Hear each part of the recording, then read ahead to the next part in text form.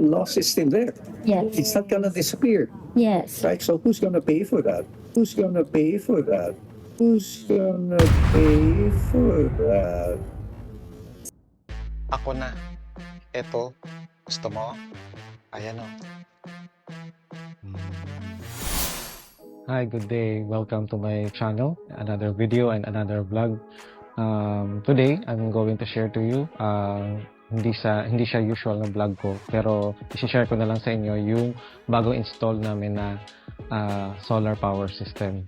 So, makikita nyo sa likod ko, andyan yung mga components ng solar power system. And then, ito, yung battery sa baba, yung panel namin dito, tsaka yung inverter.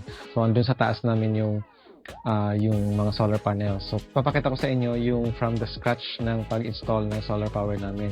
So, ang tanong, bakit nga ba kami nagpakabit na ng solar power system sa ngayong panahon? So, kung makita nyo naman, real talk, talagang super grabe, nagtataasan na lahat. Yung mga bilihin, yung mga groceries, pagkain, especially yung fuel, yung gas, talagang pataas ng pataas. And isa sa mga di natin maiwasan is yung electric bill, monthly electric bill. So, yun nga talagang kahit anong gawin natin, hindi na bababa yung electric bill, tataas na ng tataas. So, yun nga, ang problema kasi pati yung mga system losses. Loss is still there. Yes. It's not gonna disappear, Yes. right? So who's gonna pay for that? Who's gonna pay for that? Who's gonna pay for that? Ako na. Eto. Gusto mo? Ayan o. System losses, dinadamay pa tayo sa atin pa talaga kukunin. So tara, samahan nyo ako sa pag-install at pag-set up namin ng hybrid solar power system. Yan guys, ito pala yung namin, yung solar panels namin. So we have 1, 2, 3, 4, 5, 6, 7, 8, 9, 10 panels. So ayun, dun sa taas ng bahay namin ilalagay yung solar panel. Mamaya aakyat tayo dyan, tignan natin kasi nagpa-fabricate na sila ngayon. So ayan, dyan ilalagay yung 10 solar panel. So dito namin ilalagay yung system namin. Dito yung panel, saka ito yung inverter. Ito yung brand niya, Daily. Ito palang yung panel nila, wala tong butas yung pagbili niya, wala lang butas. So yung ginawa nila, binutasan nila, tsaka nilagyan nila ng acrylic para makita yung sa loob. Ganda, no? So ito yung ibabaw ng namin bahay. So dito ilalagay yung solar panels, 10 solar panels. Yung system namin, i-cover yung bahay ng mother-in-law ko. So dalawang bahay yung cover ng system natin. So ayan, so yung ginawa nila dito, yung una kasing plano, magdi-drill dito sa semento. Kaso since na wala pa kaming dito yung waterproofing, hindi na lang sila nag-drill kasi baka para wala nang concern sa sa tagas ng tubig sa kay brother-in-law. Meron na rin silang solar, naka-solar na rin sila. So ayun, update ko kayo guys. So hindi pa to wala pa kami ng material, so bibili pa kami ng additional na ganito, tubular. So siguro once na matapos na nilang i-fabricate to, iakyat na nila yung solar panel. So titignan natin mamaya.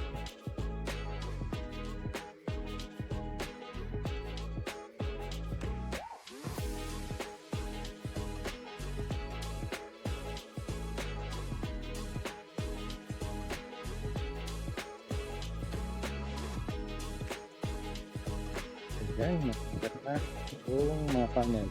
Sa ngayon, walang panel pa lang yung pinaakyat. So, may natitira pang 2 panel doon sa baba.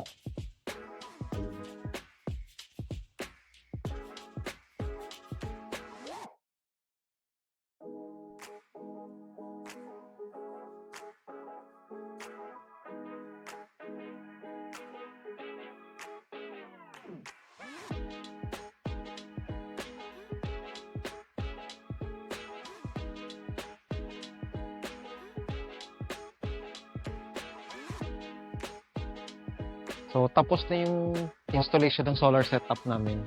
So, andito lang ako sa taas para ipakita sa inyo kung ano itsura ng natapos ng solar panels dito sa taas namin. So, ayan, makikita nyo, naka-set up talaga siya ng maayos. At tignan nyo naman, meron tong grounding. Ayan, oh. Kita nyo? May grounding wire siya. Sinet up pala tong solar panels namin, binase din kasi ng installer namin sa compass nila. Hinanap nila yung south. So, since nga andito tayo sa Asia, sa Pilipinas, yung susundin nating direction ng pag-install ng solar panels is true south. So, binabase din pala sa geographical location yung pag-install ng solar panels. So, makikita nyo, andito sa likod ko ngayon yung sikat ng araw. Diyan. Ayan. So, dyan yung sunset. Tapos, dito naman yung sunrise. So, sa umaga, depende kasi pag walang ulap or hindi maulan, kung maganda yung sikat ng araw, bandang 6 AM pa lang or 7, nag-i-start ng mag-harvest yung solar panels namin. So, ganun ka ganda yung location namin dito. Kasi tignan nyo naman, walang mga nakaharang na mga puno or any obstruction sa mga solar panels namin. And then, yun nga. So, kung ganun yung situation namin, kung umaga pa lang, meaning, mabilis kaming makapag fully charge ng battery namin. So, yung pinaka-peak na time ng pag-charge sa lugar namin dito sa amin is between mga 8 siguro, 8 to 11 or mga let's say alas 8 ng umaga hanggang alauna ng hapon. So na-notice namin pagdating pa lang ng 11:30 or 12, nakakapag fully charge na kami ng aming battery. Ayan, sa mga oras na ito, nag-harvest pa rin yung solar panels namin. I-check ko mamaya kung mga ilang kilowatt yung ina-harvest. Kasi maganda pa rin sikat ng araw ngayon. So talagang sa ngayon, panels lang yung gumagana sa amin. Yung naka-program. Bakit nga ba hybrid solar power yung pinili namin ipa-install? Pwede naman kaming mag-off-grid, pwede naman kaming mag-grid tie, or yun nga. So kung mag-off-grid kami, pwede naman. Kaso parang malabo pa mangyari yan kasi napakamahal ng battery. So isang battery lang muna. So kung mag-off-grid kami, kailangan namin ng malaking storage ng energy. So siguro in the for future expansion, pwede na talaga kami mag off-grid. So yung advantage ng off-grid is talagang pwedeng magiging total zero electric bill ka na. So sa ngayon, hybrid muna kami. And then pwede naman mag-grid tie kami pero parang malabo, parang complicated yung setup ng grid tie. Kasi para sa akin, kung magkaroon ng power outage yung grid, wala rin kaming power. So useless din yung solar setup namin. So yung setup namin na hybrid solar is sa installer namin, yun yung talagang bagay sa bahay namin. Bakit hybrid solar system yung pinili namin? Kasi in case na magkaroon ng or magka-diferensya dito sa battery tsaka sa solar panels namin, meron pa rin kaming backup yung grid. Isa pa sa mga reason bakit nag-hybrid kami kasi para tatlo yung sources ng energy ng power namin, yung grid, yung battery, tsaka yung solar panels. So kung magtatanong kayo magkano nga ba yung ginastos namin sa pagpapa-install ng solar power system, kung titignan talaga natin, mahal talaga siya. So pricey talaga siya. Pero yung iniisip na lang din namin is yung comfort namin during may mga times kasi na nagba-brown out or masama yung panahon. So talagang yun na lang din iniisip namin. Tsaka iniisip na lang din namin na pataas na ng pataas yung electric bill. So ayun, papakita ko sa inyo, ito yung cost ng pagpapa-install namin ng hybrid solar power system. So kung makita nyo, mahal talaga siya, pero inisip na lang namin is worth it naman siya sa investment.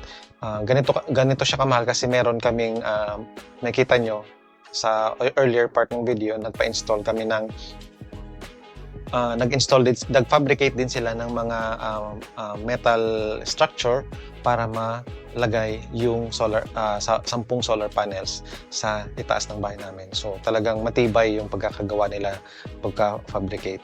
So magaling talaga yung nag-install sa amin. Mare-recommend ko talaga to. So, papakita ko sa inyo yung tapos na yung completed na naming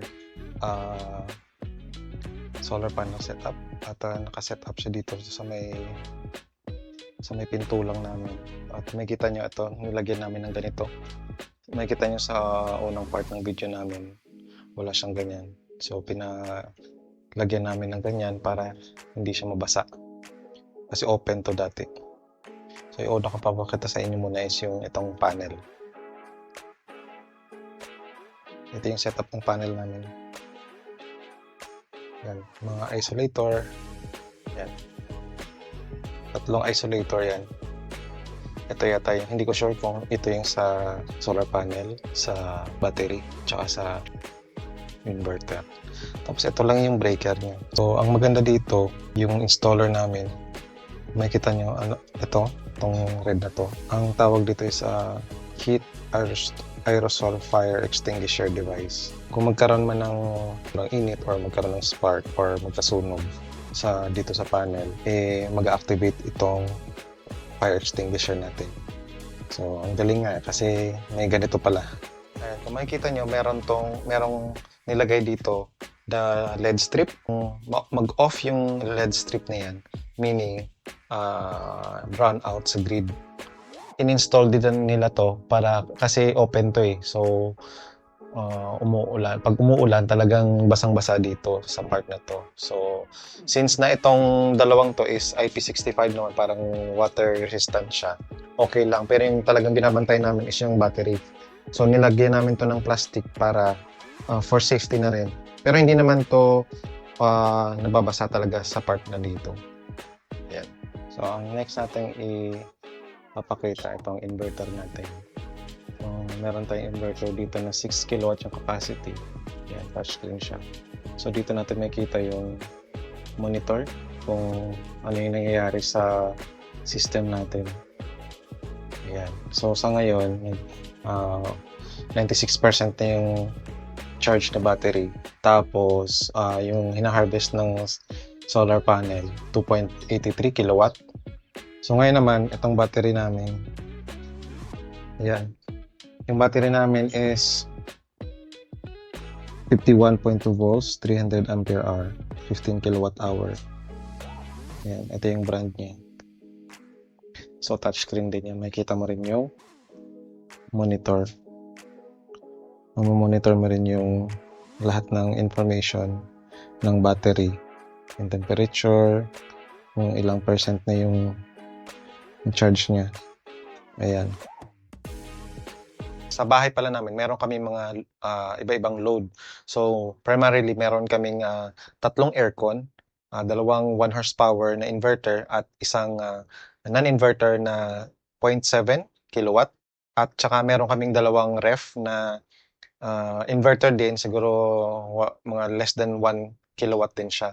So yung setup pala ng solar power namin is 2 bahay yung sinusuplayan ng power. So yung isa dito yung main is dito sa bahay namin, and yung isang bahay ay doon naman sa mother-in-law ko. So yan, nakita nyo yung solar power system namin. So hopefully tinapos nyo tong video na to. Sa next video natin, ipapakita ko kung magkano nga ba yung natipid naming bill, kung meron ba talagang difference o meron ba talagang nabawas sa electric bill namin. At papakita ko rin sa inyo kung anong behavior ng solar power namin, kung naka full load kami, kung naka-andar lahat ng appliances namin. At dito na nagtatapos ang aking video. Sana po ay tinapos niyo itong buong video. Wish ko lang is talagang bawat bahay magkaroon na ng solar power system para magkaroon naman ng ang ginhawa ang bawat bahay ng Pilipino. Kung maaari lang po ay pwede kayong mag-subscribe and like sa aking channel, and para ma-update kayo sa mga next ko pang mga vlog.